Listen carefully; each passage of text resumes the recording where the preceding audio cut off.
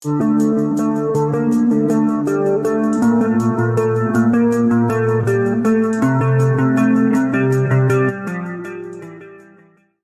could save your life or a loved one.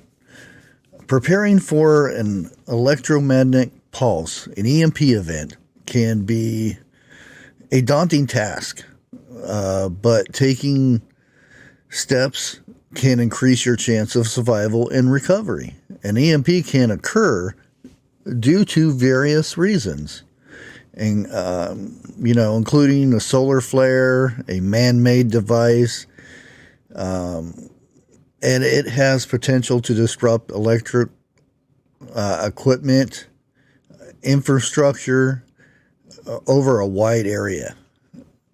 Here are some general steps to consider. I'm Bushcraft Family. Let's get started. And I have a cat. He won't leave me alone. Okay, number 1, understanding EMP effects. Educate yourself about potential causes, effects of an EMP event. Understanding that it can disrupt and or destroy electric devices or electronic devices, including power grids, communication systems, and transportation networks. That's a big deal. Yeah. Number 2, emergency supplies. Stock up on emergency supplies, including non-perishable foods, water, medication, first aid supplies, and other essentials. Plan for at least a few weeks of self-sufficiency in case of infrastructure disruption. Okay, so, and that's just a few weeks. Imagine if it's down for years. So, you decide.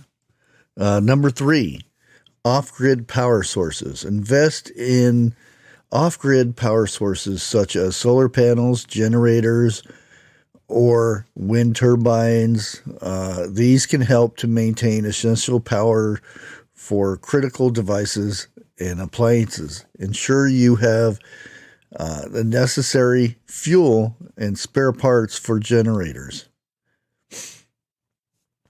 Now, a lot of these devices, if they are already running during the event, will be useless. But if you plan ahead, you plan ahead.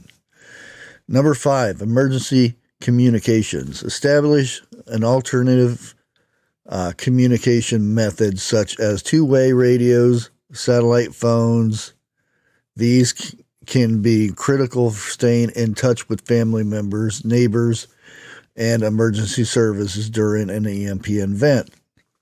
Again, if they're not protected, many ways of doing this, but if they're not protected, they won't do you any good. Number 6, community preparedness. Work with your community or your neighborhood to develop emergency plans and resources. Collaborate on sharing skills, supplies, and support network to enhance what you will face in a disaster. And it doesn't have to be, an EMP. It could be anything. Number 7, emergency evacuation plan. Develop an evacuation plan in case staying in your location becomes unreliable or unsafe, Identify safe evacuation routes, shelters, and meeting points in advance.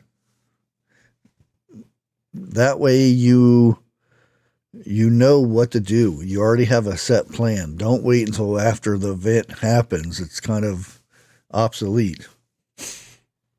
Number 8, learn survival skills. Acquire basic survival skills such as first aid, fire starting, water purification, and food preservation. I'll get it. I'm tongue-tied today. These skills can be invaluable in a post-EMP scenario where modern conveniences may be unavailable.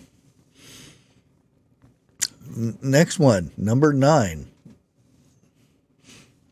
Stay informed. Stay informed about potential threats and developments regarding EMP preparedness, though reliable sources of information, government agencies, emergency management organizations, and, the experts can provide valuable guidance and updates.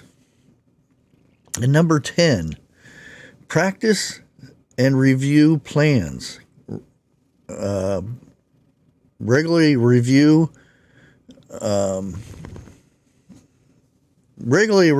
and practice your emergency plans with your family members or community groups. Conduct drills to ensure everyone knows their roles and responsibilities during an emergency. It doesn't have to be an EMP either. It can be any emergency. Everybody has a set role in what to do during this time. And overall, remember that preparedness is the key. It's the key for survival in most cases. In fact, face any disaster scenario, preparedness is the key. While the likelihood of an EMP event, saying this for the powers that be, may be uncertain, but taking proactive steps to prepare for something like this, it helps you with the peace of mind and increase your chances of survival and recovery in such a crisis. And again, it doesn't have to be an EMP. These things are pretty much a hurricane, EMP, tornado, blizzard. Preparedness is the key for survival. Let me know in the comments what you think about this, your chances of surviving an EMP. Until next time, like always, God bless.